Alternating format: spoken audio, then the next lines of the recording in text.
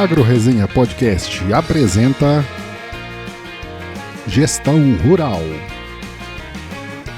o podcast que facilita o entendimento sobre gestão de fazendas. Um oferecimento de SCAD Agro, o software de gestão feito para o produtor rural.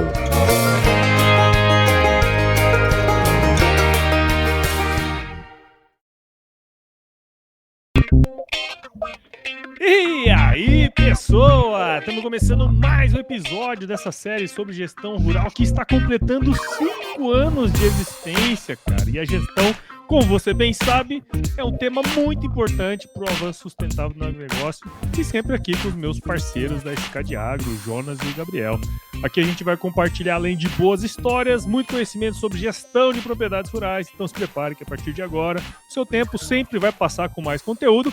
E aí é o seguinte, né? Eu fui pego de surpresa aí por essa dupla dinâmica e eu não sei quem que a gente vai entrevistar. Então, e aí, Jonas, tudo jóia?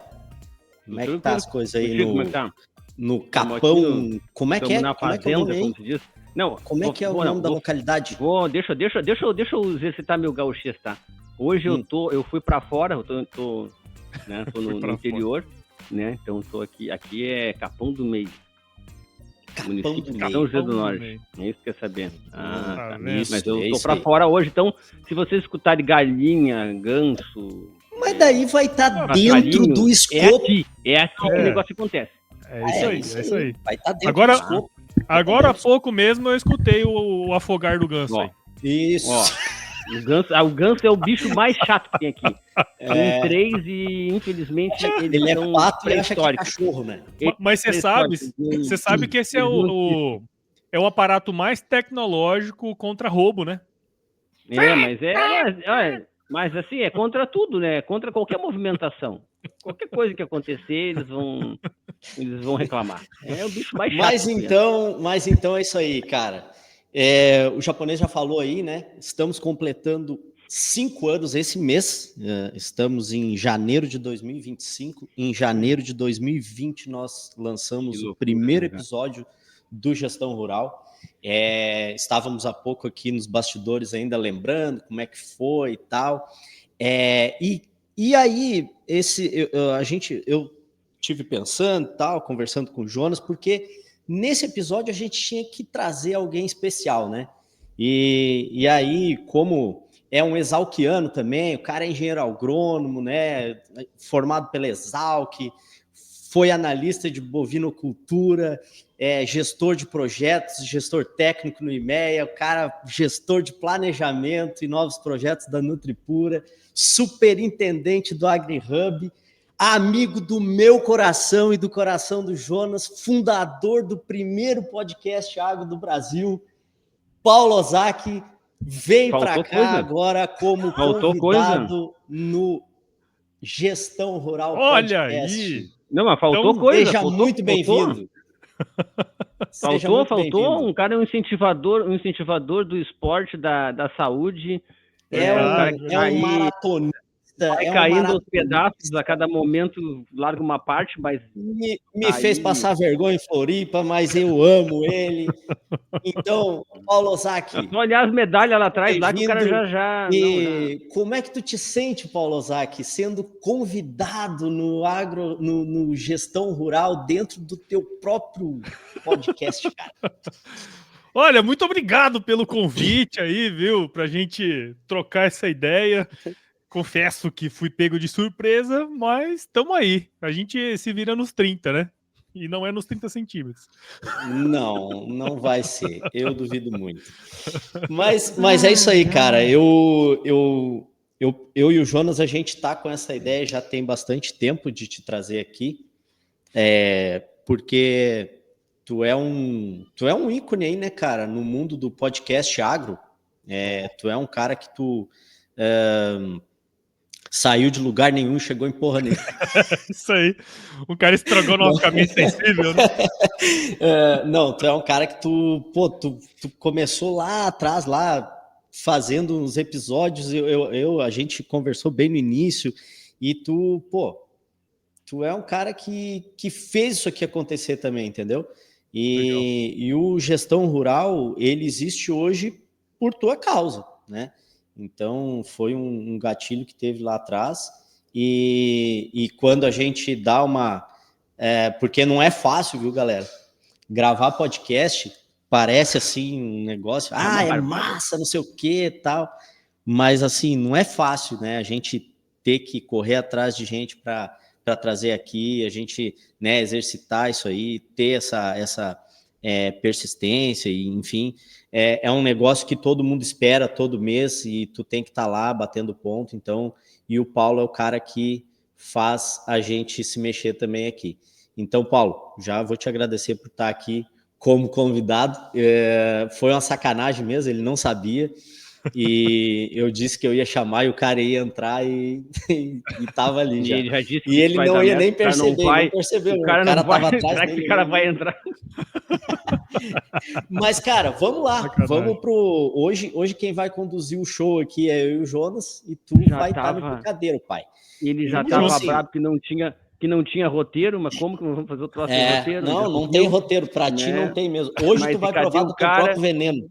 E cadê o cara? Esse cara vai aparecer e só o que falta, nós temos mais coisa para fazer. Então, mas a gente vai falar de coisas aqui que tu sabe e que tu pode dar a tua contribuição. Vamos lá. Bom, pra gente começar então essa resenha, né? Eu queria que tu contasse um pouco da tua história. Eu não sei se em algum momento ela já foi contada aqui no Agro Resenha, com a riqueza de detalhes que ela vai ter agora. Conta aí a tua trajetória, tudo isso que eu falei e o que eu não falei aqui, como é que tu chegou até o dia de hoje, cara? Conta para nós aí um pouco da tua história, pro pessoal que acompanha o Agro Resenha, o Gestão Rural, o Raízes do Agro, enfim, todo mundo aí te conhecer um pouco melhor. Bom, legal, cara. Bom, eu contei um pouco da história em alguns lugares aí, mas aqui no Gestão, de fato, nós nunca fizemos isso, né? Eu venho de uma família de produtores rurais aqui em Mato Grosso, né? Meu avô era pecuarista, meus tios logo mais para frente começaram a plantar também ali na região onde eles tinham propriedade, ainda da família, né? Tá com a parte da família, mas da divisão lá a gente acabou não tendo mais assim a área lá, né? Então meus tios começaram a plantar nessa região de Guiratinga, né? 1900 e bolinha, um dos primeiros a plantar lavoura lá. Então eu convivi, né? Eu morava em Rondonópolis, então eu convivi muito assim indo para fazenda, né? Óbvio, criança, né? Moleque não se liga, mas aquilo ali foi muito importante para mim, cara, porque ali eu teve coisas assim, sabe, que eu vivenciei com meus avós que, por exemplo, me fez pensar naquele projeto que a gente está fazendo lá, que é o Brasil que Produz, sabe? Então eu lembro acho que até contei essa história num dos episódios lá. Lembro até hoje que a gente estava num pé de ingá perto do curral, sabe? E eu peguei a casinha do João de Barro, né? Eu e meu primo, achando que tava se abalando. Vamos mostrar ali, fomos lá e mostramos pro meu avô, sabe? Meu avô deu um esculacho na gente, assim, mas homérico. Meu avô era bem linha dura, né, cara? Então, e ele falou assim, como que você se sentiria se você chegasse em casa e sua casa não tivesse lá? Então assim, cara, são coisas que que eu fui vivenciando ali na minha infância, adolescência, que de alguma maneira meio que moldou, né, assim, a minha visão. E óbvio que eu não morava na fazenda, né, cara? Eu morava na cidade. Meus pais não tinham nenhuma ligação, assim, direta, a não ser o meu avô. Minha mãe foi funcionária pública, meu pai trabalhou no ramo de telecomunicações, então, assim, não tinha nada diretamente com o agro, né? Tanto que eu não era nem a minha primeira opção, a agronomia. A primeira vez que eu prestei vestibular, acho que eu devo ter prestado para... Eu lembro que eu prestei para administração, direito. O ano que eu passei, que eu fiz mesmo assim, eu passei para publicidade e propaganda aqui na Federal de Mato Grosso. Já estava no... Só que... E aí meu pai foi bastante perspicaz, assim, naquela época, sabe? Primeiro que ele olhou assim... como é que é?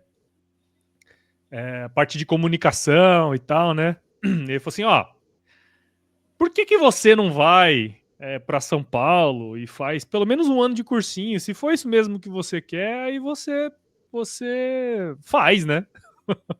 Ele não queria falar que ele não queria que eu fizesse, entendeu? Mas ele me deu uma outra oportunidade, abriu uma outra oportunidade, assim, uma outra opção, né? Do que fazer naquela época. Eu com 17 anos, falei, vou morar em São Paulo, meu irmão morava em São Paulo naquela época. Falei, bora, né? Não vou perder nada, né? Um ano, você não perde nada, né? E aí, cara, ali que foi um negócio interessante, porque quando eu fui morar em São Paulo, foi a primeira vez que eu morei sozinho, né? Então você imagina, né? Você sair de Cuiabá, em 2003 que eu morava, e ir para São Paulo foi uma mudança muito abrupta, né, cara? Então eu tive que me virar em São Paulo, assim, pegar ônibus, pegar metrô, não tinha essas facilidades, não tinha carro, não tinha essa porra nada, né, cara? Então, assim, eu e meu irmão ali controlando as coisas e tentando fazer acontecer. E aí, nesse ano, que foi interessante, porque eu passei mais tempo sozinho, né?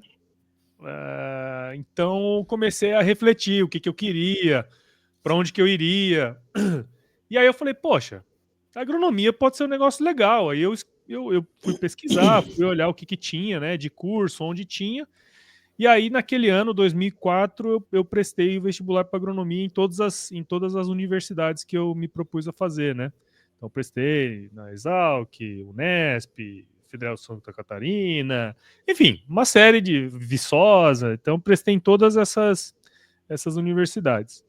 E aí, cara, eu tinha passado em Santa Catarina, acho que essa história eu nunca contei. Eu tinha passado em Santa Catarina, /2, eu ia fazer, no segundo semestre, ia começar a agronomia lá.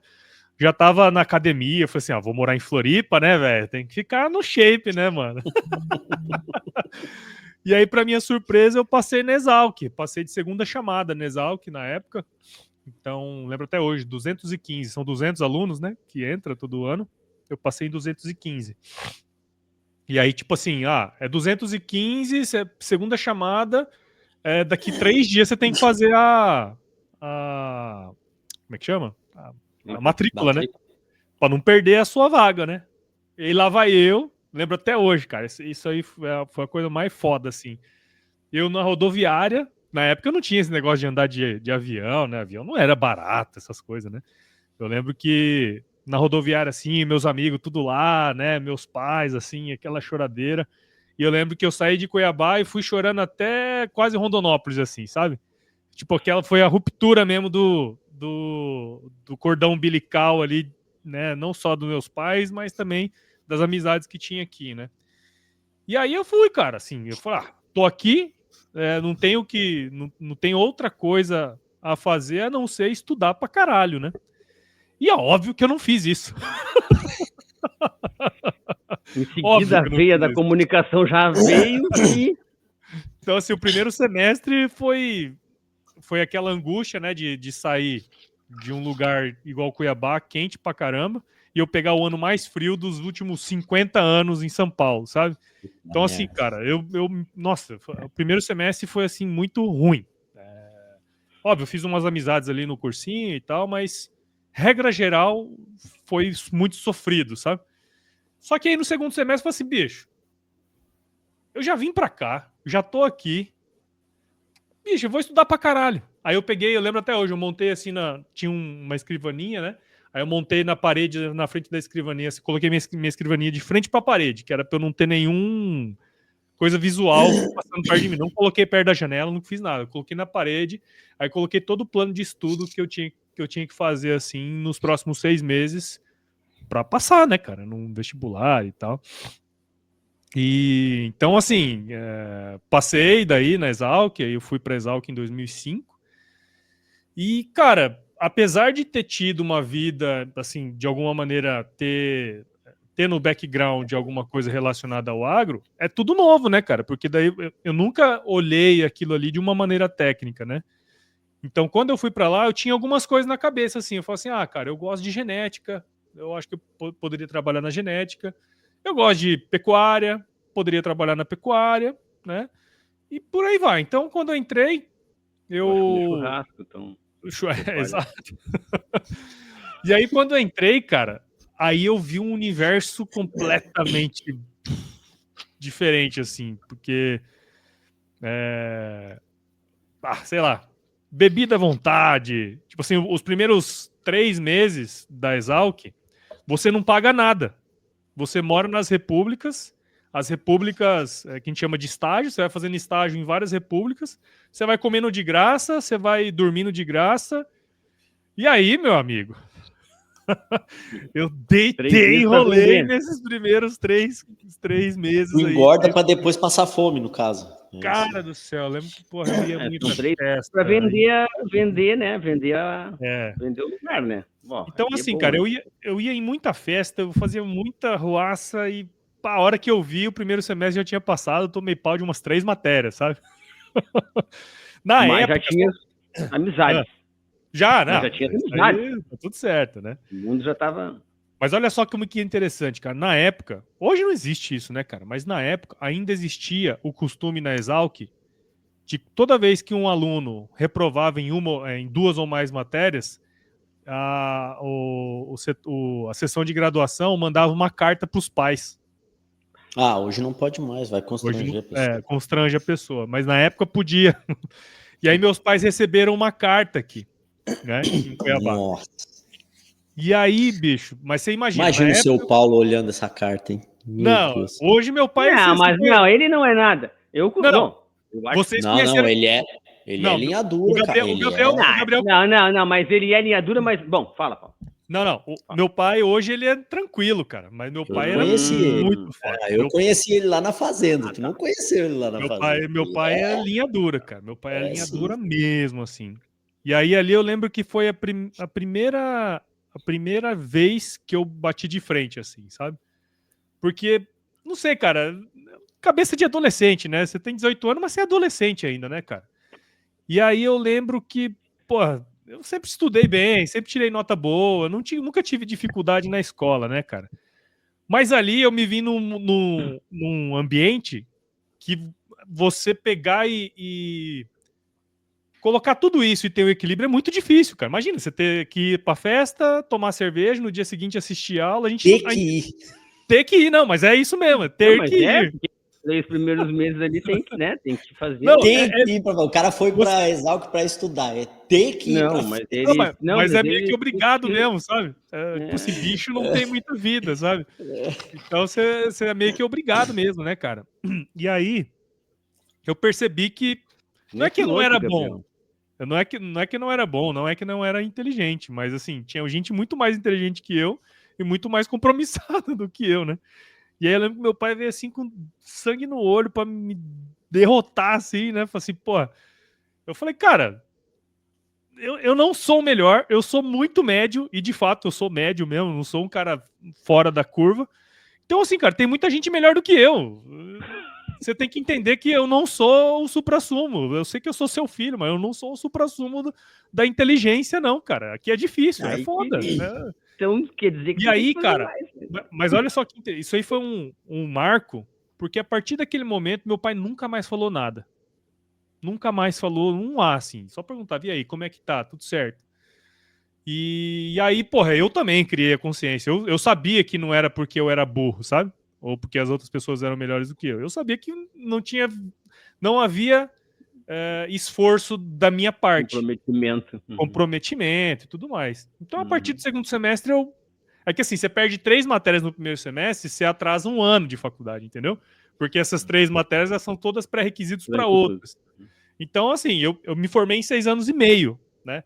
Era para eu me formar em 6 anos. Eu me formei em 6 anos e meio porque eu decidi não formar em 6, porque houve uma oportunidade, eu vou contar mais para frente, mas houve uma oportunidade no CPEA, que eu falei assim, cara, vou ficar 6 meses viajando no Brasil. Então, aí eu optei por fazer 6 meses, 6 meses a mais. Então, formei em 6 anos e meio, né? Mas ali dentro da faculdade, cara, a primeira coisa assim que me veio à cabeça foi trabalhar com pecuária, né? Eu fiz algumas matérias na genética, vi que era chato pra cacete, e aí eu fui pra pecuária. E aí tinha a fazenda da escola, então comecei ajudando no experimento de uma mestranda, a Rafaela Carareto, a Sacudida. Até hoje a gente troca mensagem, assim, foi bem legal aquele processo. Aí eu prestei um processo seletivo do grupo Capim que tem lá e não deu muito certo, eu me machuquei lá, quase cortei meu dedo fora lá com um podão, né? E aí eu entrei no CPZ, que é um outro grupo de estágio voltado para pecuária. E aí eu mergulhei no negócio, cara. Eu comecei a trabalhar especificamente com pecuária de leite, né? Então eu vivi esse negócio. Eu morava lá, e não tinha familiar perto, né, cara? Então eu trabalhava todos os fins de semana. A gente só tinha direito a folga um fim de semana. E a gente tinha que ir para a fazenda da escola todos os dias antes da aula para fazer toda a rotina de bezerreiro, ordenha, manejo de pasto e tal. Então, isso tudo antes da aula, da primeira aula, né? Que começava às 8, então 6 horas a gente tinha que subir para a fazenda e fazer toda a rotina da fazenda da escola. E aí, nas férias, uma coisa que era importante para nós lá era fazer estágio fora, né? Então eu fiz estágio em Andradina, num projeto da DPA que tinha na época, né, um projeto da Nestlé, né, a DPA, que ela tinha com uma turma lá do como é que é? De assentamento, né? Tem um assentamento, tem vários produtores de leite lá, e aí a DPA pagava um técnico, que era um ex-CPZista, para ele dar assessoria para essa turma. E aí eu fui fazer estágio com ele lá, eu e o Makoto na época, o Poste, a gente foi junto. Aí eu fiz outro estágio depois numa fazendinha, a menor fazenda que eu já trabalhei até hoje, uma fazenda de 1,2 hectares, lá em Guaratinguetá,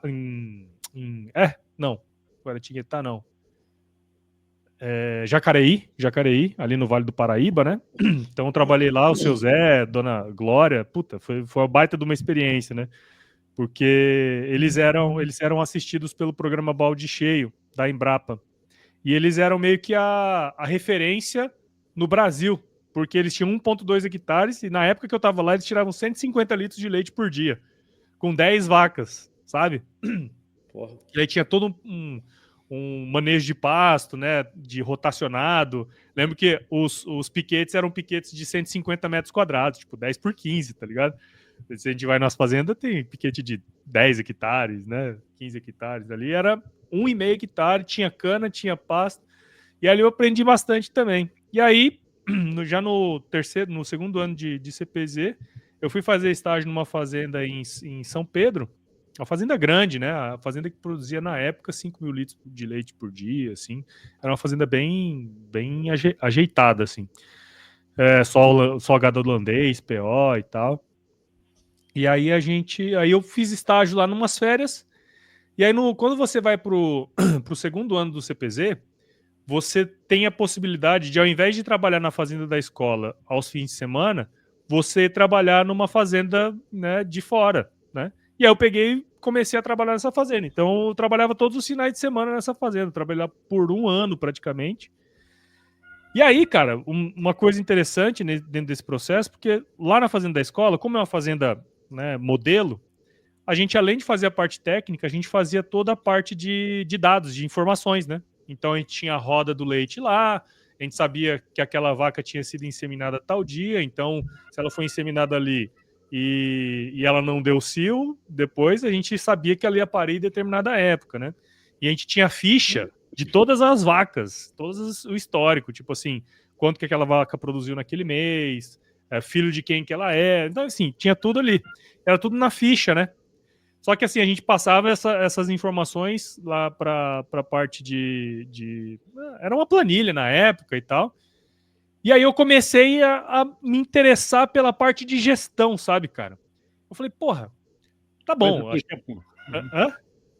Faz o que com esse monte faz o que com essas informações? Aí eu lembro que eu tinha um professor muito legal na época, inclusive eu já trouxe ele no Agro Resenha, que é o Marco Penati, né? O Coelho. Que ele me ajudava muito, que ele é um cara de dados, de informação, né? E aí ele falava, ó, tá vendo isso aqui? Diminuiu a produção. Mas sabe o que aconteceu? Nesse dia aqui anterior, vocês erraram aqui, ó. Vocês não deixaram a água aberta para os animais beberem, ou qualquer outra coisa nesse sentido. Então ele mostrava as informações e tomava ações, né, em cima daquilo ali. Eu achei aquilo ali muito massa.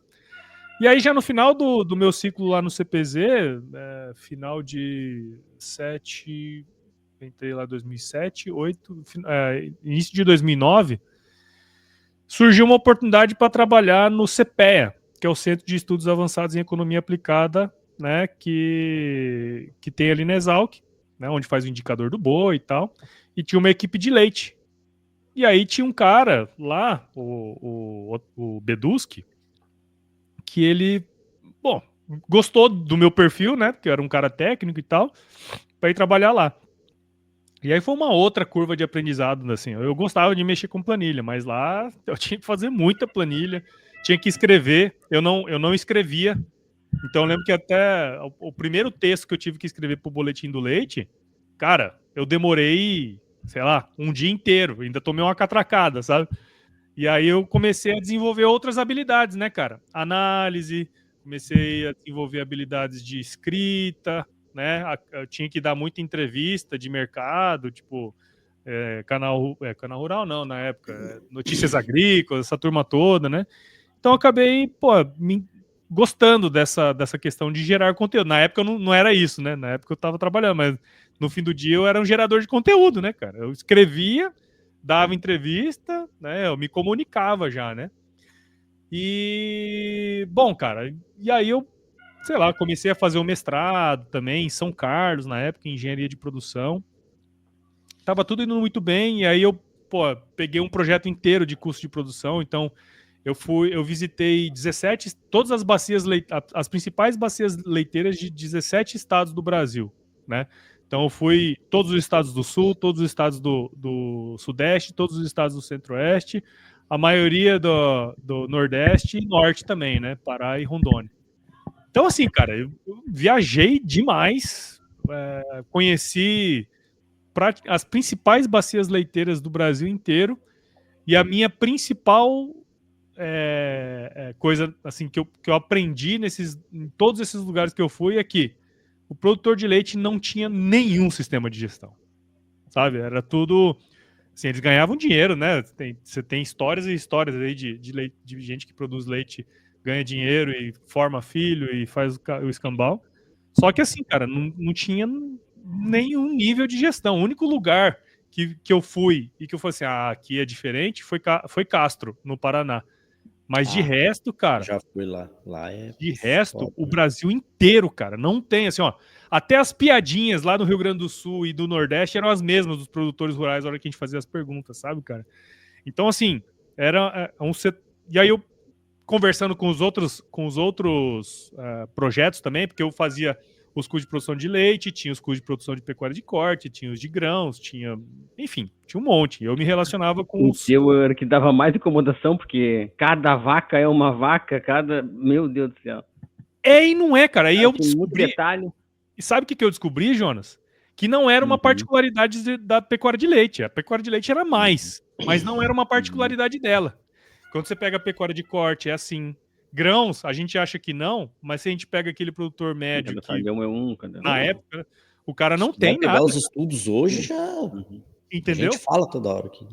Então ali eu entendi que aí era uma área que, porra, era muito interessante, sabe, de trabalhar, porque faltava gente para fazer análise, né?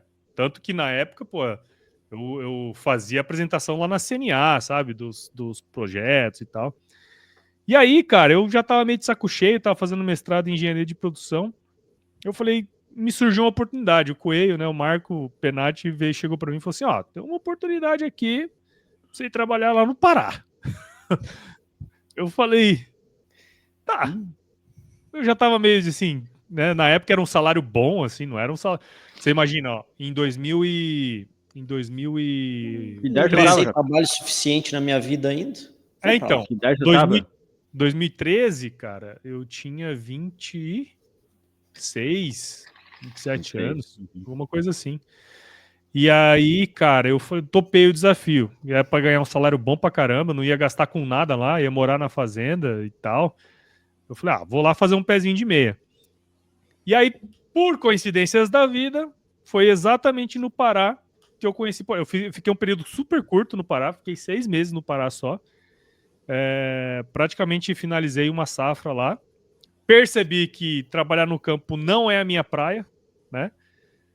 Não foi bem ali que eu percebi, mas ali eu tive um indício, né? De que trabalhar no campo não era minha Quando tu praia. quase arrancou o dedo lá no início, lá já foi, já, né? Mas tudo bem. Não, eu era bom para trabalhar. Sabe? Só não gostava. Eu não tinha preguiça, não, cara. Eu trabalhava pra caralho. Mas... Só que, cara, é diferente quando você tem o seu negócio e o outro negócio, né? Você tem que cuidar do negócio de outras pessoas. E aí, cara, eu conheci o Fernando, o Dindim, lá no Pará. Ele era consultor da Fazenda.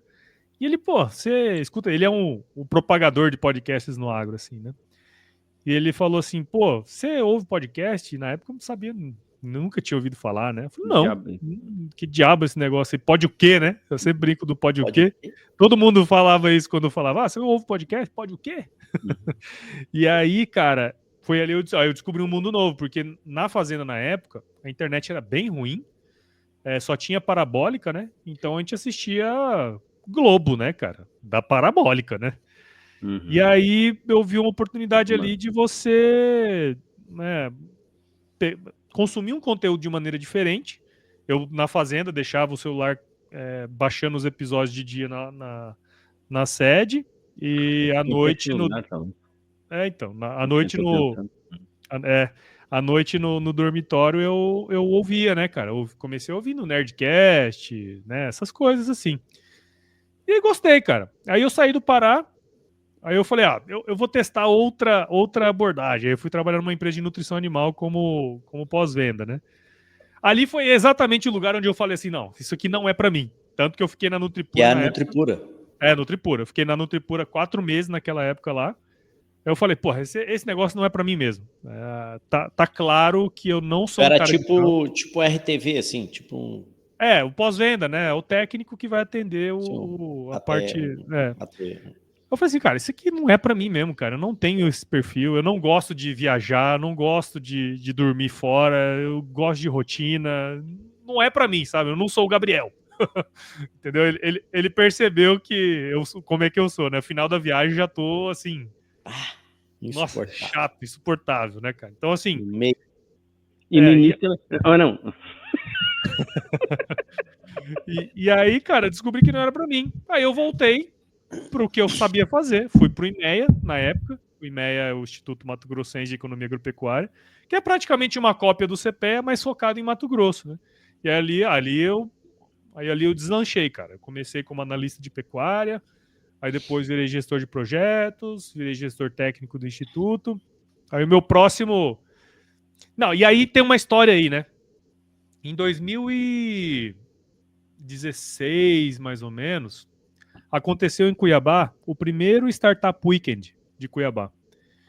E assim, a gente havia um movimento dentro da federação, do IMEA, de entender o que era inovação, sabe? E aí, óbvio, quando você vai buscar essas coisas, você entra nessas searas. E aí foi ter o primeiro Startup Weekend de Cuiabá na época, e o IMEA foi patrocinador. E aí existia a possibilidade de quem fosse do IMEA participar do Startup Weekend. Eu falei, eu vou nessa porra aí, não sei o que é. Lá que eu fui saber que era uma jornada de 70 horas, sei lá, 48 horas, que você criava um negócio do zero, e aí fazia um pitch no final. Foi ali a primeira vez que eu entendi. Tipo um hacka, né? Um Startup Weekend, mas é quase um ideathon, né? Você cria uma ideia ali e faz acontecer, aí tem as pesquisas de campo, não sei o quê, papapá. E aí, cara, eu percebi ali, eu falei assim, putz, eu poderia fazer muito mais do que eu faço hoje, né? Porque eu fui criado para ser funcionário. E quando a gente faz faculdade, a gente é criado para ser, né, a gente é ensinado a ser funcionário. Nunca tinha me passado pela cabeça de empreender. Não estava no escopo da minha vida, sabe? E aquele dia, eu lembro que a gente criou uma ideia que era... A ideia é boa, tá? Não sei por que não foi criado ainda hoje alguma coisa desse tipo. A gente tem o Mercado do Porto aqui em Cuiabá, e falou assim, e se a gente fosse uma plataforma para pegar os produtos do Mercado do Porto e aí dentro de um aplicativo, a gente colocar as bancas de todos os carinhas lá, e aí a gente fazer essa venda pela internet, sabe? Tipo assim, não é uma ideia ruim. Até hoje eu acho que é Sim. uma ideia boa, porque você fortalece os mercados do Porto e muitas vezes as pessoas que não vão lá ou que vão e já conhecem a banca da fulana de tal, eles já querem e pedem de lá. E a gente faria todo esse processo de delivery. Eu lembro que a gente tirou isso aí, fez essa ideia, tirou isso aí do papel e a gente fez uma venda. Foi legal. Em 48 horas nós conseguimos fazer uma venda. Nós não ganhamos lá o Startup Weekend, mas ali eu percebi, pô, se você focar em fazer alguma coisa e pensar alguma coisa, você consegue, sabe? Foi ali que eu precisava fazer alguma coisa a mais. Eu fiquei pensando o que eu ia fazer e tal. Tanto que o Agro Resenha, ele surgiu numa ideia de ser um canal de YouTube. Falei, cara, e se eu fizesse um canal do YouTube? Eu tentei fazer uma gravação lá, vídeo não era pra mim na época. Falei, não, vídeo não é pra mim, não. Aí um dia eu tava escutando o Geração de Valor, um podcast lá do Flávio Augusto, né? E aí, papo vem, papo vai, e aí ele falou assim, às vezes o negócio que você tá buscando tá na sua cara e você não tá vendo. Eu falei, podcast. Deixa eu buscar aqui, já escutava podcast há anos, né? Deixa eu buscar aqui. Aí eu busquei e não tinha nenhum podcast de agro ainda. Falei, cara, eu vou tirar esse negócio do papel. Isso era um julho, mais ou menos, ou agosto. E aí eu segui a metodologia do Startup Weekend. Eu fui, criei um formulário, mandei para um monte de gente. Eu tenho essas respostas até hoje. Você conhece podcast? Já ouve podcast? Eu lembro que na época a maioria nunca tinha ouvido falar de podcast, sabe? Mas eu falei, cara, eu vou investir nesse negócio aí. Tanto que aí foi início de setembro de 2017 que eu lancei o primeiro episódio, né? Eu trabalhava no IMEA e fazia o podcast concomitantemente. Aí final de 2018, né? Já tinha mais de um ano de podcast, a gente já se conheceu nesse período, né? O Gabriel, para quem não sabe, foi a primeira pessoa que eu não conhecia que me mandou uma mensagem falando que ouviu o podcast. Então, aí eu falei, cara, esse negócio aqui... Gravei um áudio e mandei por e-mail. Por e-mail. Eu tenho até hoje esse e-mail. Eu não tinha o WhatsApp. Olha só, isso aí chega nas pessoas mesmo. Eu tenho esse e-mail até hoje. Lembro que eu te mostrei lá na viagem. Uhum. E eu falei, cara, esse negócio aqui é espetacular, velho. E aí eu comecei a investir. Aí de 2018 para 2019 eu saí do IMEA, né? Voltei para Nutripura, para outro projeto lá. Uhum. Uma das coisas que eles falaram que, assim, a minha experiência lá com o podcast, eles falaram, pô, esse aí é um negócio legal, um cara que conversa com as pessoas e tal, para ele vir gerenciar um projeto que eles tinham lá, que era o Projeto Canivete, né? E aí, cara, 19 eu trabalhei, continuei trabalhando na Nutripura e fazendo os podcasts. E aí, final de 2019, surgiu o primeiro projeto, assim, pago, que eu falei, cara... Eu lembro que eu até paguei, sei lá, cobrei barato, assim, né, na época. E os caras pagaram sem falar nada. Eu falei... E pra mim era muito dinheiro, né? Tem business aí.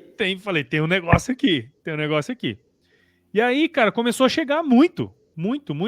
Antes mesmo da pandemia. Começou a chegar assim, você faz projeto, sim, Eu falei, cara, isso aqui tem um negócio. E aí, quando virou 2020, vocês vieram, veio outra empresa também, veio outra empresa. Eu falei, cara, velho, vai dar certo. Eu tinha feito o planejamento assim, vou fazer podcast. Se daqui 10 anos eu fizer um podcast por semana, em 10 anos eu tenho 500 episódios, né, cara?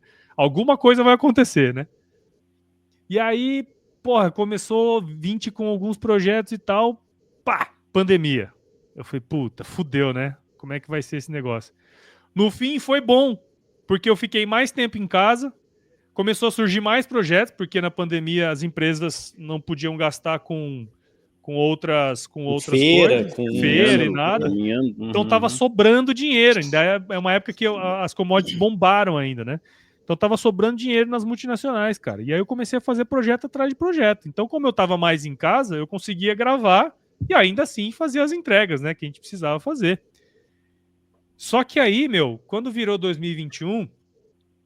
Vocês sabem, né? Eu passei por um processo de emagrecimento de 2011 para 2012.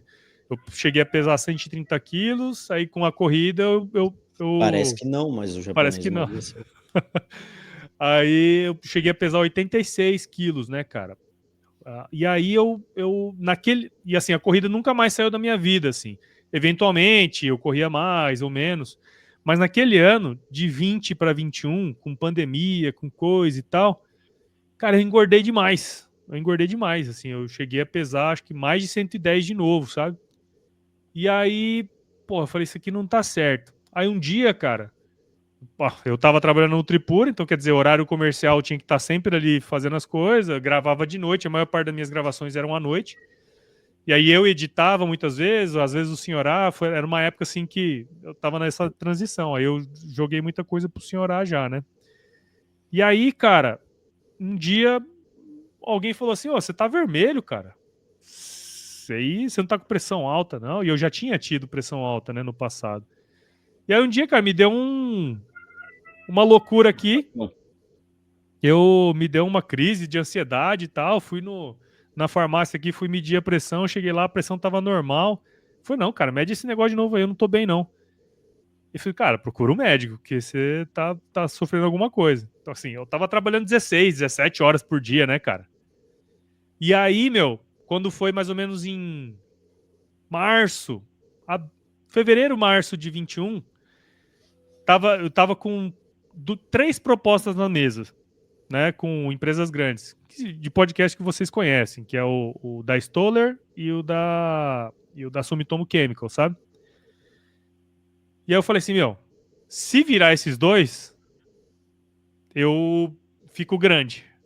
Aí eu não vou conseguir tocar, né? Porque, porra, você sabe, fazer episódio mensal, apesar de parecer muito tempo, não é muito tempo, né? Não é, não. Ainda mais pra empresa grande. Aí eu falei, meu, se der certo, eu vou. E eu gostava do trabalho que eu fazia na Nutripura, sabe?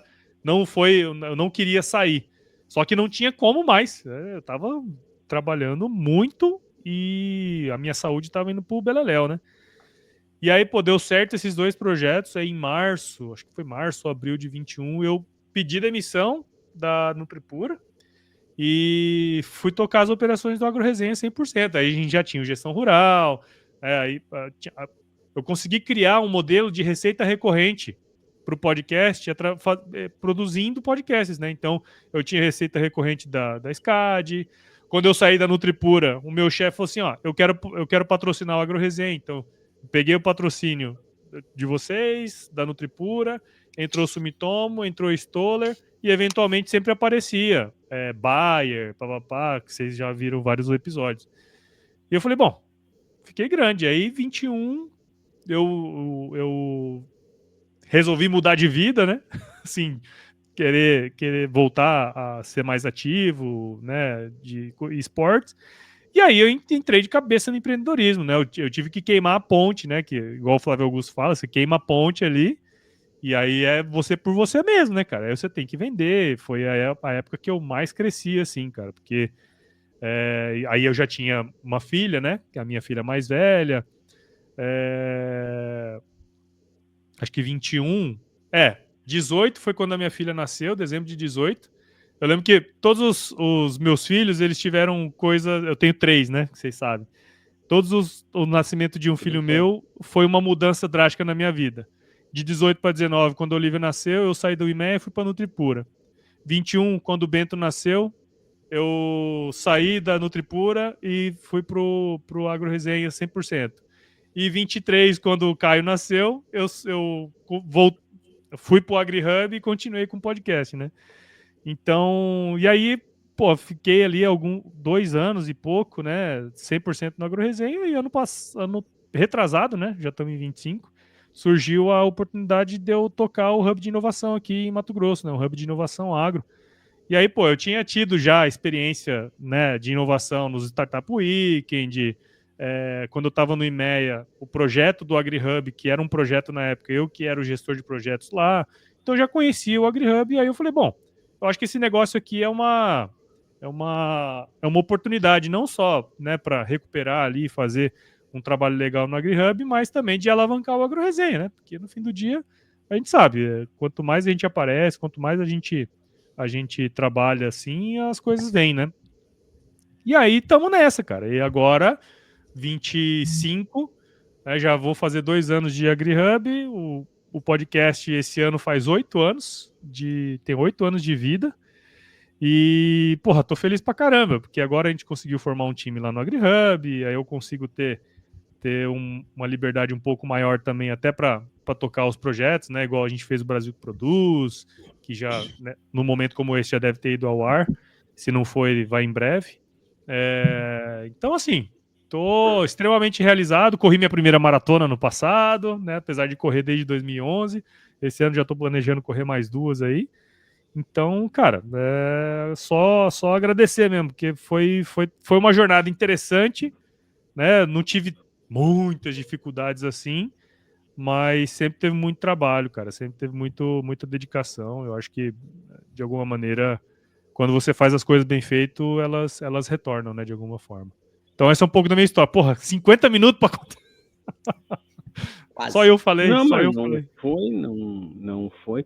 E tu, escutando, né, cara, assim, eu te perguntei ali quando tu tava falando do Pará ali, com que idade tu tava, né, porque, tipo, com 19 eu fui pra São Paulo pra fazer cursinho, né, e aí tu falou, agora perto do final tu falou aí que, assim, de crescimento e tal, mas como tudo é importante, né, na trajetória da gente, assim, é fazer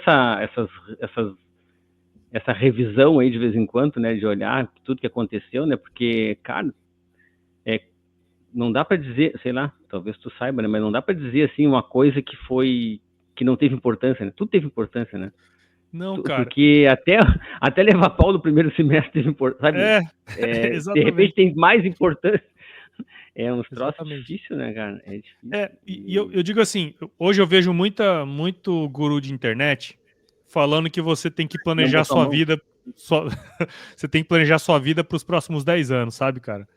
Eu falo assim, bicho, hoje eu falo assim, cara, não tem como. Nada do que eu fiz foi planejado a ponto de eu saber que eu ia ser um podcaster em 2025, tá ligado? Mas todas aquelas experiências, né, as boas, as ruins e tal, assim, na minha vida, como na de vocês e de quem tá ouvindo a gente, todas as coisas elas são importantes para a formação, não somente do caráter, mas também das suas habilidades, né, cara? Assim, técnicas mesmo. Então, começar a escrever no CPEA, hoje me ajuda a escrever roteiro, né? Ter dado entrevista naquela época, eu falei, nossa, como a minha entrevista é uma bosta. Eu lembro que eu falava 500 né por minuto, sabe? Então você vai se ouvindo e vai melhorando. Depois que eu comecei a fazer podcast, então, eu tendi a ser menos prolixo e ser mais direto nas coisas, sabe, cara? Então, assim, tudo é experiência boa, cara. Tudo é experiência que agrega, né? Boa não, tem experiência que é ruim. Mas são todas experiências que agregam. Mas eu acho que é isso aí, ter noção de que agrega que é o que interessa, né? Assim, a pessoa poder, assim, saber que sempre o que ela está fazendo tem que dar um resultado, assim, pode ser bom, pode ser ruim, mas ela tem que olhar para o resultado, ela não pode se isolar do resultado, ela tem que olhar para aquilo ali e assim, cara, o que vai sair daqui? A gente falou até ali do começo do podcast como negócio, né? Bom, primeiro o AgroResenha, né, não era um negócio, era um podcast e tal, né? E aí quando tu enxergou que isso podia ser um negócio, né, que tu teve o primeiro projeto e tal, e aí tu começou a formatar, né, projetos, né? Começou a partir daí tu começou a ter um olho para as empresas e sobre, cara, o que cada um pode, onde é que eu posso ajudar? É uma coisa assim. É isso aí, exato. Eu me lembro que o Gabriel veio, né, com a AgroResenha e assim, a gente estava no momento do podcast ele ser um troço novo, né, mas a gente estava muito nessa coisa de gerar conteúdo, e de como é que a gente podia colocar conteúdo, né, e como que as pessoas podiam aproveitar isso e tal, e era uma época de viagem, né? Você falou, aí veio a pandemia, todo mundo ficou meio assim, cara, será que o podcast vai dar certo? Né? Porque, cara, tem que viajar e tem que escutar algo, vou escutar de novo, mesmo setlist de música, vou escutar, sabe? Vou escutar a rádio do lugar, vou não sei o que, não, vou ter que ter um conteúdo aqui e tal. E era bem novo o negócio mesmo, por mais que a rádio já existisse há muito tempo, né? Produzir um programa de áudio e ali era um negócio novo, era um negócio...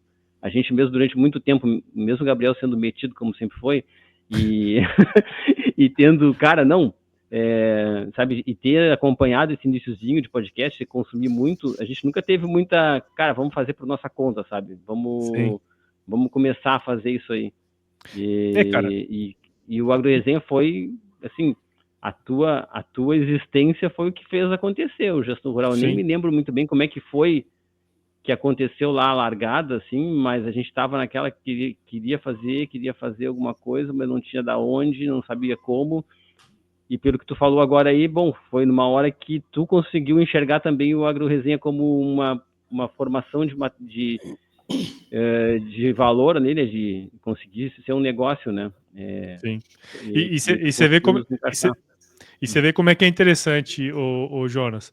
O projeto com a SCAD, na época, foi o que fez o AgroResenha ficar 0-0. Tipo assim, eu pagava o senhor A com minha grana, né? Assim, o meu salário, eu pagava ele com o meu salário, né? Assim, ó, hora que era minha investimento.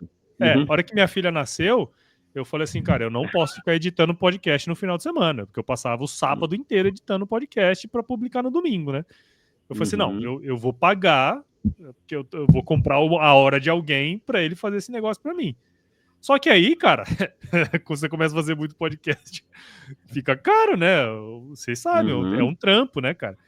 E aí eu lembro que o projeto com a SCAD, ele deixou 0-0 a edição, sabe? Eu falei, bom, agora eu vou respirar.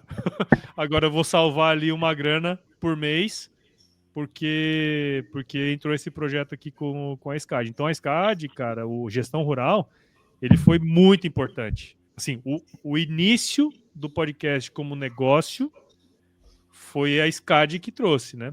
Foi a SCAD que trouxe, assim, com o Gestão, né? Que nós estamos aqui e tal. E aí, cara, você vê como é que é interessante, né? Quando eu comecei a produzir e o Gabriel começou a ouvir e eu recebi um e-mail, aquilo ali para mim foi um negócio, foi a coisa mais importante que deveria ter acontecido naquele dia. Porque eu ficava pensando assim, porra, esse negócio aqui... será que as pessoas estão ouvindo? Mas eu pensava assim, será que as pessoas estão ouvindo, cara? Será que, né, só os meus amigos estão falando e tal? Aí quando eu recebi uma mensagem de alguém que eu não conhecia, eu falei, esse negócio pode impactar a gente. E a gente sabe muito bem que o Gestão Rural, ao longo desses 5 anos, ele impactou muitas pessoas. Tem algumas que a gente sabe e tem outras que nós não sabemos. Nem nunca vamos saber. E nem nunca vamos saber, né?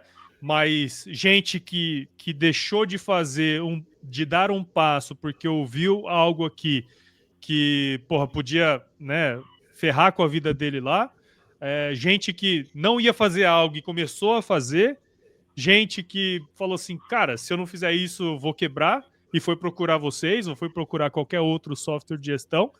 Então, assim, cara, hoje a minha realização de fazer o Gestão Rural, assim como qualquer outro podcast, é justamente o fato de você levar um conteúdo que vai ser bom para a pessoa, sabe? Que vai fazer ela se movimentar.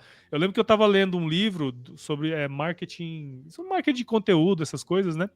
E ele falava que um bom marketing de conteúdo é aquele que gera uma ação. Então você leva um conteúdo que é tão bom, que é tão revelador, que o cara toma uma ação. O cara fala assim, não, eu vou fazer isso. E foda-se com quem que eu vou fazer. Eu vou correr de atrás. Entendeu? Então, eu acho que a gente faz isso bem pra caramba, especialmente no Gestão Rural, que eu acho que é o principal case de sucesso do AgroResenha, porque a gente tem uma missão muito clara. Então, em todos os podcasts que a gente vai fazer, que eu faço, a gente tem que colocar uma missão muito clara. Nossa missão é muito clara desde o início. É manter o pequeno e médio produtor no negócio. E aí a gente traz tudo que é de mais avançado que as grandes e os médios e os pequenos estão fazendo, o cara se movimentar lá, né, velho? Então, assim, isso eu acho que é a realização do trabalho, eu acho que é principalmente essa, cara. Saber que a gente está, de fato, impactando, né, pessoas e, por que não, mudando vidas, né? Mudando negócios. Então, eu acho que... Eu já falei isso várias vezes para vocês. Se daqui a pouco... nós nunca vamos parar de fazer isso aqui. Se vocês falarem pra mim assim, eu não quero mais te pagar, foda-se, eu vou continuar fazendo, entendeu? Porque, cara, é outra pegada, é outro negócio, assim, é muito mais do que isso, sabe? E quando a gente está em contato com as pessoas, a gente vê isso, né? Eu acho que tu, muito mais do que nós, porque tu faz não só o Gestão Rural, mas tu faz outros tantos projetos, né? Mas eu já passei por episódios assim das pessoas agradecer, vir falar comigo, né, sobre o que a gente faz aqui. E esse episódio de hoje, ele é muito mais sobre isso, assim, né? Ele não é um episódio que está trazendo um conteúdo de gestão mesmo na veia, mas a tua história trouxe muita coisa ali. Não, mas de empreendedorismo vai e de, aproveitar, cara, né? A tua história trouxe muita coisa que as pessoas vão aproveitar. E assim, eu não te conheço. E de propósito também, né, cara? O que o Japa tá falando assim da vida dele, propósito, eu acho que é uma toda outra vida. coisa que a gente fala muito. E assim, ó, como é que o cara descobre o propósito dele, né? Que é uma pressão hoje em dia, assim, cara, o que eu tô fazendo no mundo, afinal? O que eu vou fazer de bom? O que vai funcionar, né? Desse monte de coisa que eu faço, o que vai dar certo? E o Japa deu a trajetória dele ali até agora, e eu acho que tá muito, muito bonito ali de entender, assim, cara, que o propósito não é um negócio tipo, acordei hoje, vou fazer agronomia, tá? E meu negócio é agronomia. Nada a ver, sabe assim? Nada a ver, não é agronomia, mas assim, tudo isso formou deu condições dele de enxergar, encontrar o que era importante, o que ele tinha de importante para entregar para o mundo aí, cara. Assim, tu tá falando, desculpa ter te atravessado, que eu sempre atravesso, mas não podia deixar eu esquecer. A pessoa idosa tem mais dificuldade. Eu te respeito, mas assim, ó, como que falar sobre a trajetória do cara, assim, já, sabe, realmente é importante para quem está escutando, que está meio tentando entender o que vai fazer da vida, né? Ou se está fazendo a coisa certa, ou se está passando trabalho e tem sentido. E você vê, assim, e você vê que a origem, né, assim, recentemente, quando o podcast fez 3 anos, eu fiz uma entrevista com meus pais, né? E aí o Gabriel deu uma ótima ideia no ano passado de replicar esse episódio no final do ano, né? Porque, assim, final de ano, o pessoal já tá de férias e tal. Meio festa, cansadinho. Aí eu peguei e repliquei aquele episódio. E eu achei ótimo, cara, porque ali eu peguei, de fato, a essência do negócio de novo, entendeu? Sim, porque tu não fez o episódio, tu só escutou ele de novo. Eu só escutei, entendeu? Então, cara, foi massa, porque, assim, eu ouvia muita história do meu avô. Ouvia muita história, sabe? E eu acho que eu poderia ter ouvido mais. Mas isso, toda vida é essa. E meu avô foi um cara importante nesse processo. Então, por isso que quando a gente vai fazer uma entrevista com alguém, é legal que ele saiba que aquilo ali vai ficar para sempre, tá ligado? Que outras pessoas vão poder ouvir aquilo ali e aquilo ali não vai morrer. Porque tem muita história legal, né, cara? No Brasil inteiro. A gente viu agora, rodou 6 propriedades só. Mas imagina, cara, se a gente roda 100, 200, tá ligado? Tem muita história que, assim, tem muita história que já morreu, né? Que já foi pro caixão, mas tem muita história ainda que dá pra trazer, né, cara? Eu acho que esse é um ponto. E o Jonas tocou num ponto que eu queria explorar rapidamente aqui, porque isso eu tenho visto que tem se tornado parte do teu propósito, assim, de como profissional ou como um cara que quer impactar aí o mundo, a tua volta e tal, que é a questão da inovação, né? Tu te encontrou nisso aí e a gente conversa bastante. Agora, durante essa viagem que a gente fez aí, eu vi que tu tá muito imerso nisso, tu tá entendendo como que as coisas estão acontecendo dentro disso aí. E aí, para colocar uma cerejinha no bolo aqui desse episódio, sim, dentro da fazenda lá, né, no setor primário lá, a inovação, ela parece um negócio que tá lá no Japão e a fazenda tá aqui. E a gente sabe que não é isso, né, cara? Não é isso, né? No primeiro episódio lá do Brasil que Produz, o Michael Cambry lá, ele deu um exemplo de inovação que, tipo, cara, surreal, assim, cara, só... Então, assim, eu queria que tu só falasse um pouco sobre isso, assim, Japa. Como é que tu enxerga esse assunto e como e por que tu entende que o produtor pode inserir inovação dentro da fazenda, sabe? E como isso pode ajudar na gestão do negócio. Não só na gestão que a gente fala, né, gestão financeira, a gestão do bagulho, sim. Sim. Como que a inovação... Cara, eu sei que é ampla essa porra dessa pergunta, mas tu tenta... Daria outros 50 minutos, tá ligado? Exatamente. Inclusive eu tenho uma palestra, né, que fala exatamente isso. Assim, uma coisa que eu percebo, cara, é que assim, quem vai falar de inovação para produtor rural, cara, tem que ter uma abordagem diferente, né? Porque assim, ó, existe uma máxima, e vocês já devem ter ouvido falar muito isso, que o produtor é muito tradicionalista, ele não gosta muito de mudar e tal. E, cara, e não é bem assim, né? A gente sabe que, porra, tiveram grandes tecnologias que vieram e que mudaram a maneira da gente produzir. O que existe são pessoas que são mais aptas a arriscar e pessoas que são menos. E olha só que interessante, a maioria é menos apta para risco. Uhum. Se a gente for olhar a curva S, né, que a gente chama lá, a mesma distribuição normal, né, que é aquela curva assim, cara, a minoria das pessoas são pessoas arrojadas e que faz e acontece. A maior parte das pessoas espera acontecer para ver se vai. Se for bom, ela vai. Se for ruim, ela não vai, né? Então, eu acho que esse é um ponto principal, né? E quando a gente fala de inovação, a gente sempre confunde inovação com tecnologia, né? Então, a tecnologia, a inovação é quando a tecnologia muda.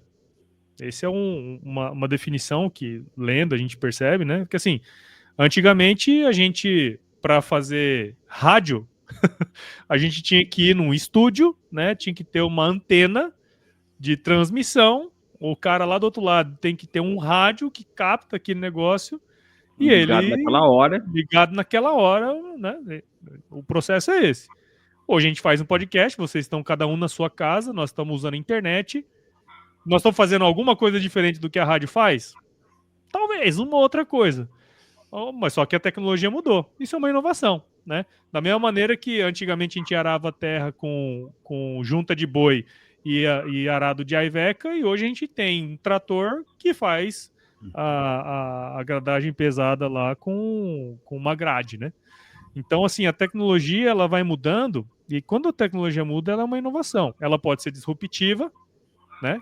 Mudo completamente a maneira como eu faço as coisas, ou ela vai ser incremental. A grande maioria das inovações no agro, pelo menos, elas são incrementais, né? Então ela vai trazer aumento de produtividade ou vai salvar algum dinheiro em algum processo. Então, uma das coisas que nesses estudos dos últimos 1 ano e meio eu tenho percebido é que não dá para você pensar em inovação se você não tiver informação. Para você ter informação, você tem que levantar dados, né? Então, na minha visão, inovação está diretamente ligada à gestão. Porque se você não sabe que você gasta X para fazer tal operação e que seu vizinho gasta X menos 10 para fazer aquela mesma operação, cara, o que esse cara está fazendo diferente? Ou que tecnologia ele está utilizando que eu não estou? Se você não tem isso, você não dá o primeiro passo, né? E aí, e o produtor ele é muito seguro. A maior parte deles eles são muito seguros em fazer um investimento novo. Eu conversei uma vez com um cara lá no Paraná que ele falou assim, cara, eu estou estudando esse negócio de drone tem 3 anos. Meu primeiro drone que eu comprei foi agora.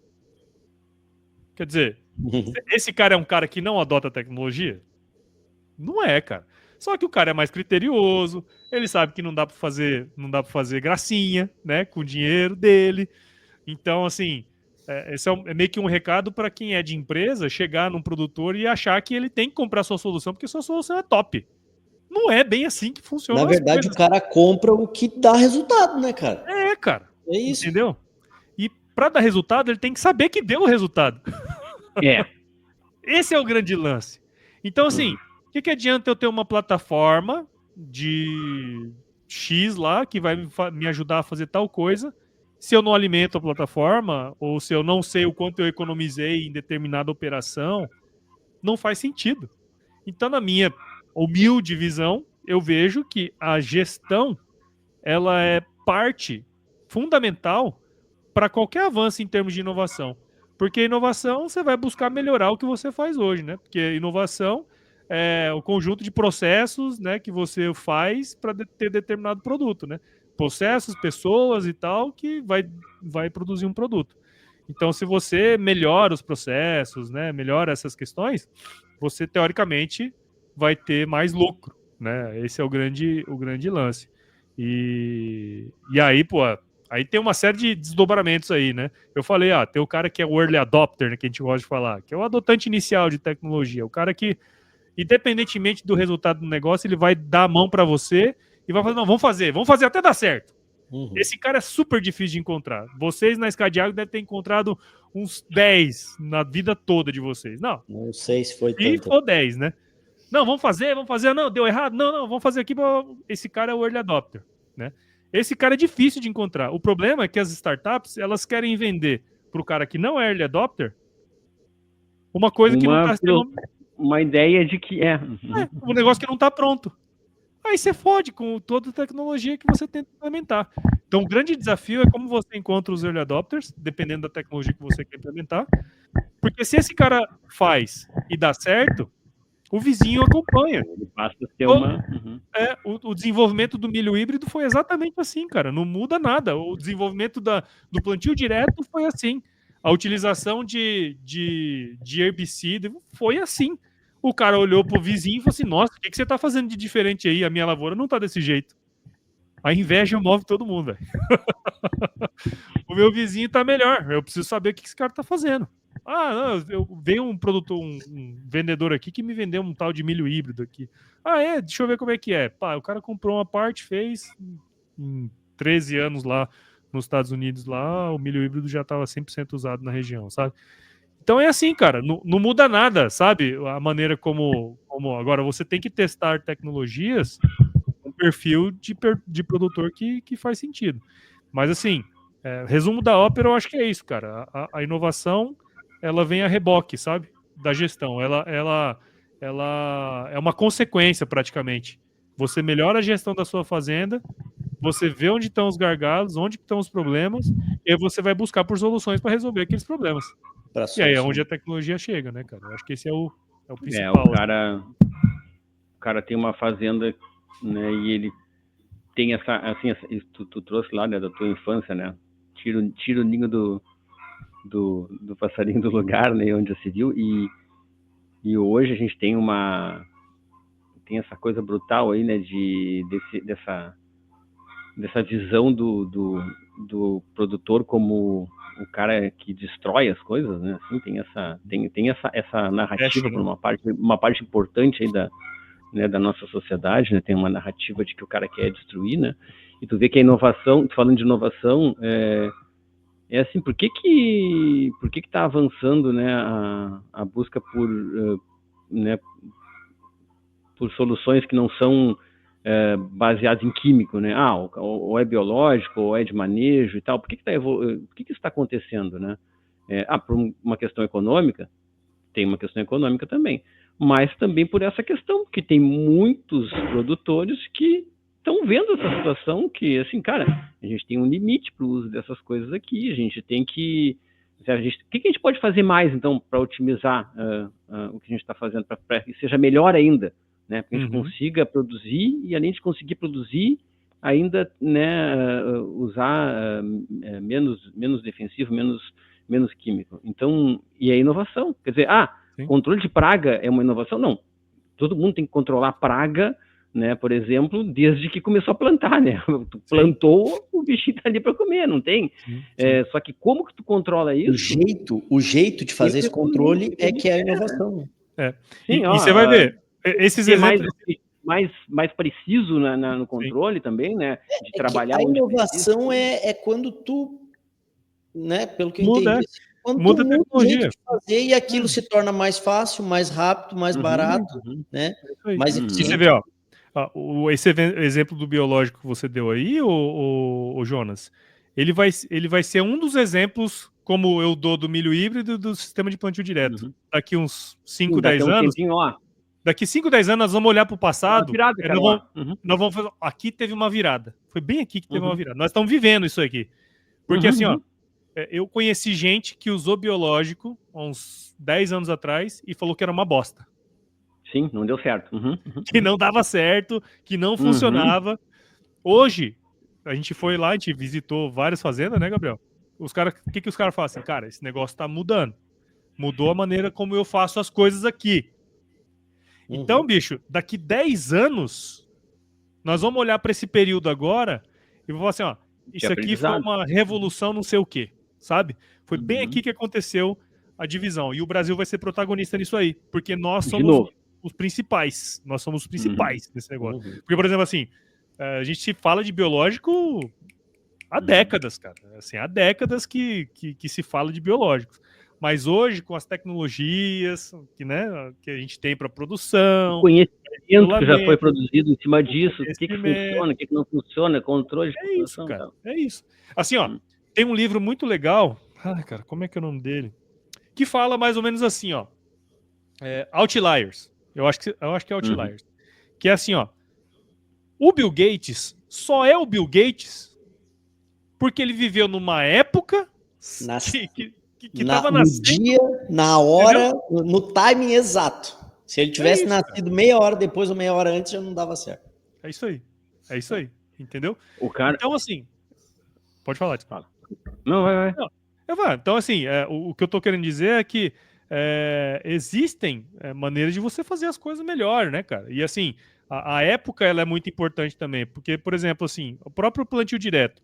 Por que não avançou mais rápido? Porque na época não tinha máquina boa, não tinha o defensivo correto, né? Não estava tudo bem. Apesar de ter sido estudado, né, e tudo mais, faltava elementos ligados à tecnologia, né, as coisas que você precisa para aquele negócio ser bem feito, para ele dar certo. É a mesma coisa do biológico, né? Antigamente era mais difícil de isolar, era mais difícil de se identificar, papapá. Hoje já tem tecnologia que você isola, que você pode colocar aquele biológico junto com o químico que não vai dar problema. Exatamente. Né? Então, assim, cara, é tecnologia. Só mudou a maneira como você faz mudou a tecnologia, mudou a maneira como você faz as coisas. E aí você tem uma inovação acontecendo, né? E não é à toa que tem um monte de empresa de biológico aí, né, cara?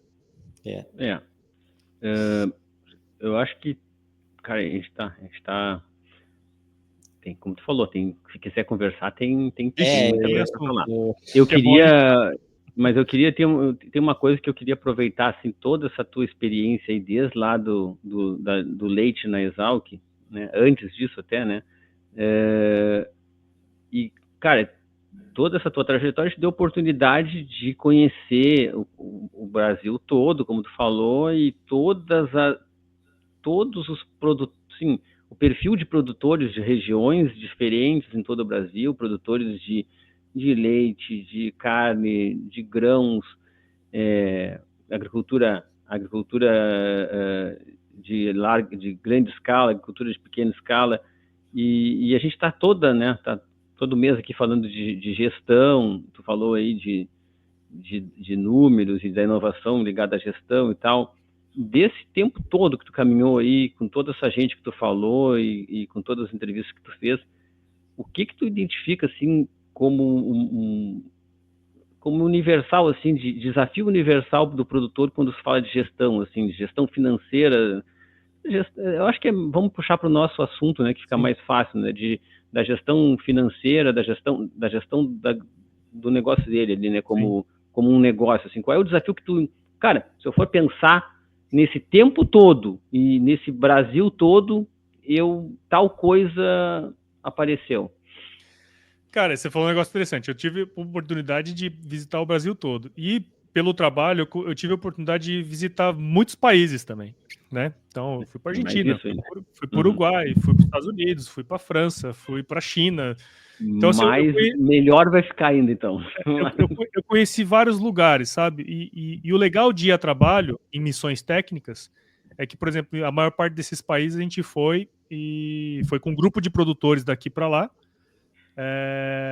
E aí eu ia muito assim para ajudar, né? Tradução, as perguntas, né? Várias coisas assim que eles queriam perguntar e a gente acabava ajudando, né? E tem acho que o que tem uma história que resume mais ou menos o que você está falando, o Jonas. Numa determinada viagem, a gente estava num confinamento nos Estados Unidos. E aí um produtor nosso perguntou assim, cara, você sabe o seu próprio custo de produção? Aí o cara não entendeu a pergunta. O americano não entendeu a pergunta. O brasileiro perguntou. O brasileiro perguntou e Nossa. o americano não entendeu a pergunta. Já até imagino. Aí ele perguntou de novo. Aí ele falou assim, mas é claro que eu sei. Tipo assim, sabe assim... Nada disso existia, você não soubesse. Aquela pergunta não fazia sentido. Assim, na cabeça do americano, aquela pergunta não fazia sentido. Como que eu não vou saber o meu custo de produção? É o meu negócio. Tá ligado? E aí você já vê na lata a diferença. Entendeu? Eu acho que nós estamos caminhando para um cenário que cada vez mais o cara vai saber. O que a gente fala aqui no Gestão Rural todo mês é justamente isso, bicho. Se liga. Olha o seu custo de produção, né? O mínimo que você tem que ter é o custo de produção. Você tem que saber quantas sacas você custou e por quanto você vai vender. Esse é o básico do básico do básico para qualquer negócio. Não é para o agricultor, não é para o pecuarista, não é para o dono de vendinha, não é para o dono de supermercado. É para todos, cara. Então, quando o cara não entendeu a pergunta, você já vê o tipo, a mentalidade.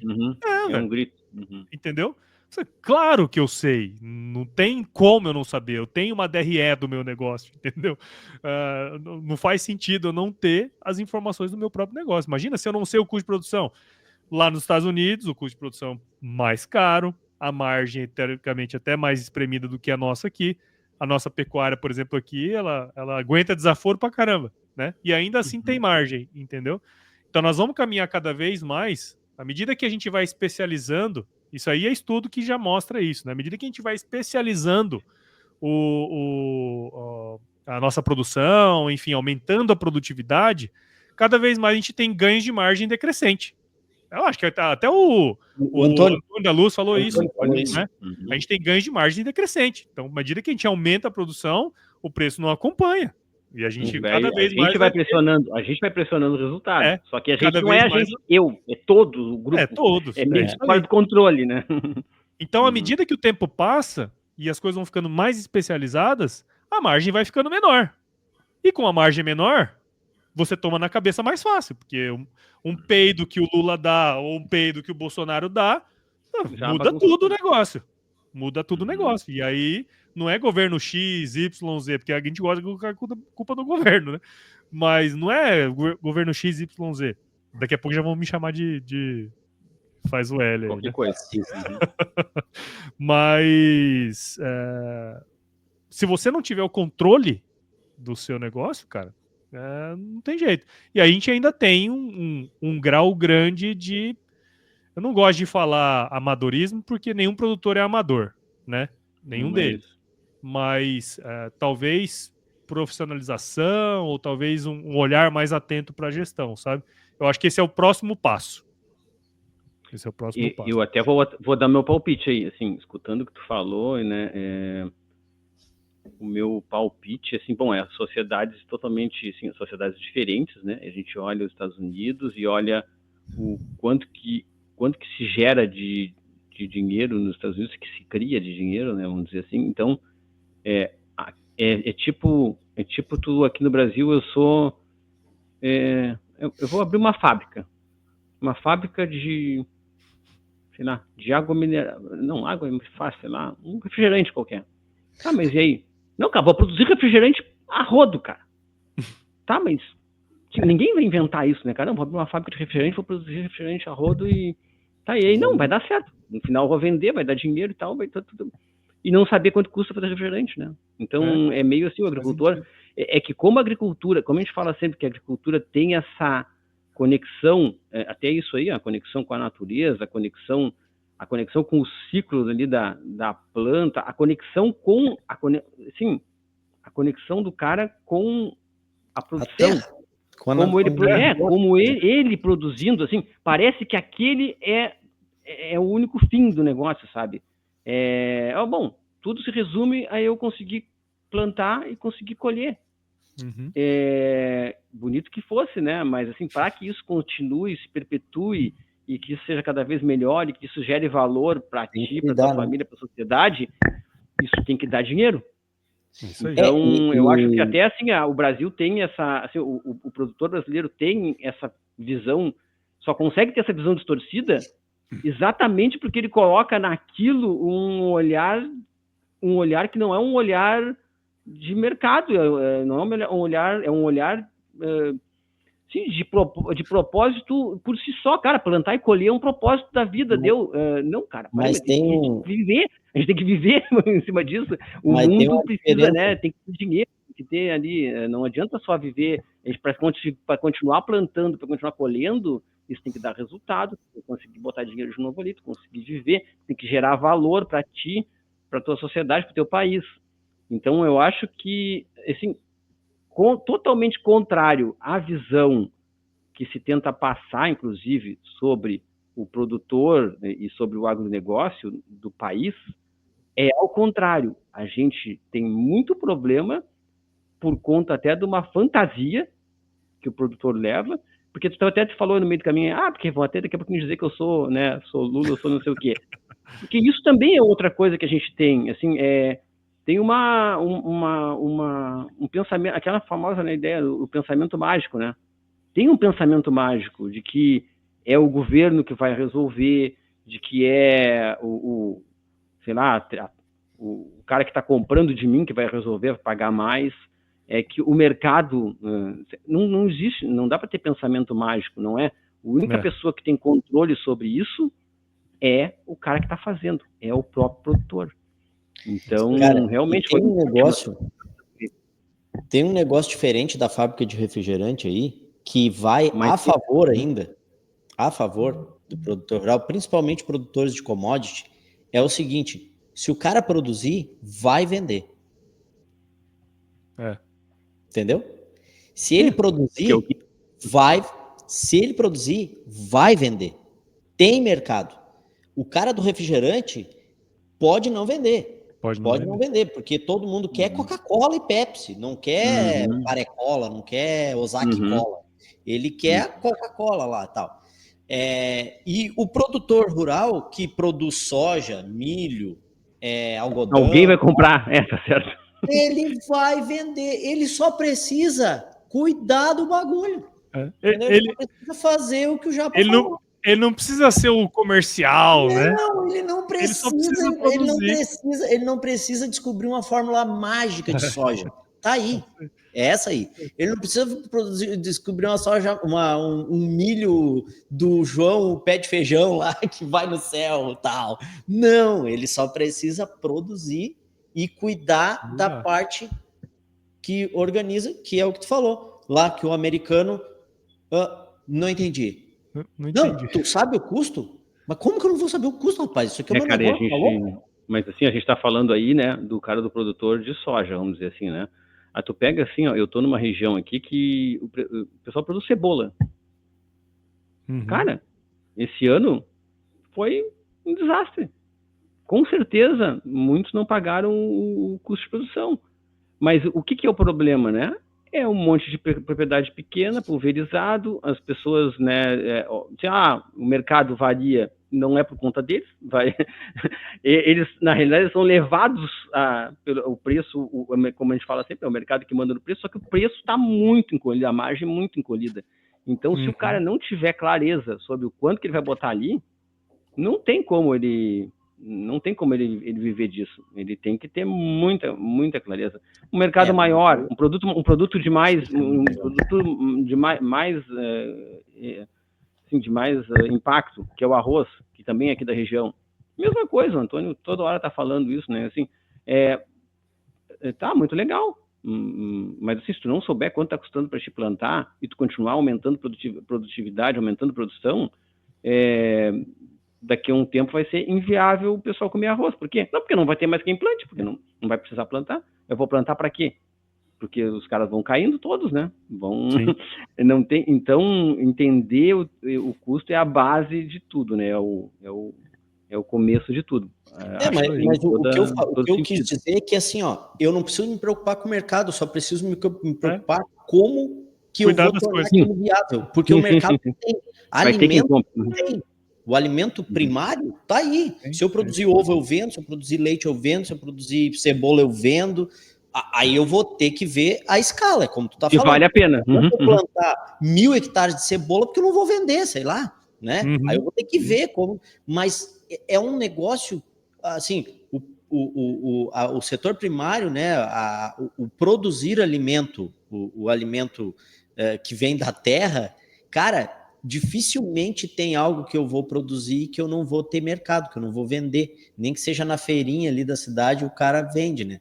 Mas tem que entender, né? A gente, obviamente, a gente fala mais justamente para o produtor aí médio e pequeno, mas que tem que está no agronegócio e não naquela agricultura de subsistência, né? E por isso que a gente já fala um pouco mais profissional a coisa, mas é isso aí. Esse cara que está nesse mercado, esse produtor de arroz que o Jonas está falando, ele está nesse mercado. Sim. Ele está no agronegócio, ele não está naquela agricultura de subsistência. Cara, mas assim, isso aí que tu tá falando agora, e assim, isso é outra coisa que rege um pouco essa mentalidade que a gente tem aqui. É feio ganhar dinheiro. Assim, não, mas daí... Pô, mas daí... Não, mas daí esse cara vai quebrar. Quando a gente fala de agricultura... mas quando a gente fala de agricultura e a dificuldade de conversar com o público do país, assim, em geral, sobre produtor rural, sobre agronegócio, a gente leva junto esse problema. Assim, é um estigma, como assim, né? Produzir alimentos é uma coisa nobre, é importante. Aí a agricultura familiar... É bonito ver o agricultor que está ali no campo, que tem uma área pequena, que está plantando um tomate lindo, maravilhoso, uma alface ali para mim comer na minha refeição do almoço, ótima, que eu vou conseguir me alimentar bem, ter tudo que eu quero. É muito bonito ver aquele agricultor enquanto ele está ali, naquele mesmo lugar, com aquela condição de vida, onde ele tem uma limitação de como produzir, não consegue produzir mais do que aquilo, tem limitação de área, tem tudo isso é muito bonito, né? É bonito, mas mantendo ele ali, onde ele está, do jeito que ele está, precisando produzir todo dia o alface dele, e se perder o alface dele está fodido, né? Ou se perder o leite que ele está tirando de manhã, ele está ralado, né? É muito bom, legal. Não, mas aí tem um produtor, cara, que conseguiu sair desse ciclo aí, e ele já está melhor, ele já tem uma caminhonete, ele já vai na cidade, ele já compra no mesmo lugar que eu compro, ele já almoça no mesmo restaurante que eu almoço. Aí ele passou a ser um cara, ele é um cara feio agora. Ele é malvadão daí, né? É malvadão. Ele é um cara que mas, então, mas a gente tá... Não pode, né? Assim, mas aqui a gente está conversando com o malvadão. A gente quer que o produtor... Não, eu sei, não, mas é que eu tenho, assim, ultimamente eu tenho me revoltado muito com isso. Está muito... Mas assim, isso essa visão, mas assim, isso tudo tem a ver com essa visão que o Japa trouxe. Por que o produtor americano olha o custo dele e aí ele produz baseado nisso, né? Vale a pena, quanto que tem que vender isso, quanto que não tem. Não tem, o pessoal não tem como pagar, então o governo vai subsidiar. Tá certo, tá bem. E por que ele vê? Porque ele não tem essa restrição a respeito de ter sustento. E o nosso papel aqui... E o nosso papel aqui no Gestão Rural é justamente isso. É trazer essa consciência para o cara, que é bonito ganhar dinheiro. É bom ganhar dinheiro. Porque quando tu ganha dinheiro, tu consegue fazer todo mundo que está na tua volta prosperar. Porque o teu negócio vai crescer, tu vai contratar mais gente, tu vai comprar mais coisa, tu vai fazer o negócio, né? Todos os negócios que estão, todos os stakeholders ali, né? Do teu negócio, todo mundo que se relaciona com o teu negócio vai crescer.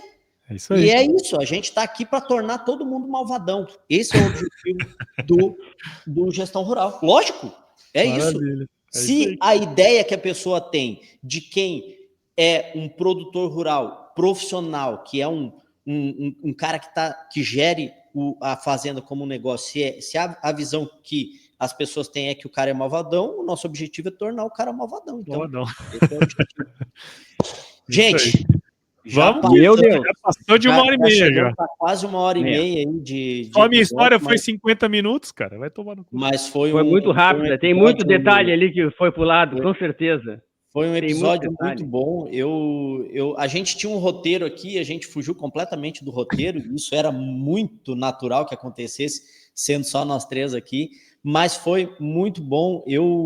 O objetivo nosso mesmo era trocar essa ideia contigo, era coroar esses 5 anos aqui com a pessoa que lá atrás chegou e falou: Gabriel, por que não faz um podcast de gestão, cara? Será que a SCAD não tá afim de investir nisso? Né? E cara, faz tempo que eu queria que a gente quer isso, só que eu tava com vergonha até de falar contigo. E aí a gente fez. Então, muito obrigado, japonês, por participar aqui. Fale. E tem um ponto. Nós somos o primeiro podcast de gestão rural do Brasil. Exatamente. Eu falei isso para você aquele dia. Eu falei assim, se a gente fizer agora, nós vamos ser referência daqui 5 anos. Exatamente. E então, assim, muito obrigado por toda essa trajetória com a gente aí. Não te convidei, então não vou poder dizer aqui que, quando eu te convidei, tu já aceitou, mas, enfim, faz parte da tua vida ter que participar desse negócio aí. Muito obrigado. Valeu, gurizada. Bom demais, cara. Surpresa boa, hein? Surpresa boa, valeu. E da minha parte, né, assim, eu tô aqui fazendo contraponto, né, porque eu sou o cara, assim, vocês são um lado da moeda, eu sou outro, né? E eu não me imaginava participando desse podcast lá no início, assim, e não tinha muita clareza de onde que isso ia chegar, né, e tal, e digo que é sempre um prazer estar aqui por conta da tua, assim, por conta da tua iniciativa lá, né, de ter começado e da forma como tu mostrou que era difícil, mas não era impossível de fazer, por esse formato que a gente criou, que eu acho que é muito natural, assim, que a gente consegue, né, tocar adiante. O Gabriel falou, olha, a gente foi, né, tu falou, pô, vai ser o primeiro, e também que ponto, né, ser o primeiro, né? É o early adopter lá, né, é o cara que começa, mas, né, e aí tem seus percalços e passa seu trabalho, mas assim, só existem vários hoje, né? Porque tu começou, né? Então, só tenho a te agradecer por tudo que a gente tem nesse período aí de conseguiu fazer e dar os parabéns, assim, pela tua trajetória e por tu ter essa tranquilidade também, Japa, de falar sobre isso, sobre como é que foi, como é que as coisas aconteceram, como é que se formou, né, isso, como é que eu cheguei aqui, né? Pois foi tudo bem pensado, foi tudo... Não, mas teve uma lógica, né? Teve uma lógica de pensar, então parabéns pelo que tu fez até agora e com certeza tu vai fazer muito mais ainda e muito obrigado por compartilhar com a gente. Hein? Imagina, cara, eu que agradeço e fico muito feliz aí, cara, de ter vocês não apenas como clientes, mas como amigos também, né, cara? Porque no fim do dia é isso aí, né? A nossa trinca aqui, a hora que traz os convidados, as coisas funcionam bem, as coisas fluem bem. Nós 3 melhoramos, né, ao longo desses 5 anos. Então, assim, cara, é só pra cima. Valeu, galera. Valeu mesmo. E o maior ensinamento, né, cara, que a gente não pode perder, né, assim, eu acho que isso é uma coisa que como tu falou, o podcast serve para perpetuar, assim, algumas coisas, né, algumas histórias e tal, mas a coisa mais importante mesmo é que se chover,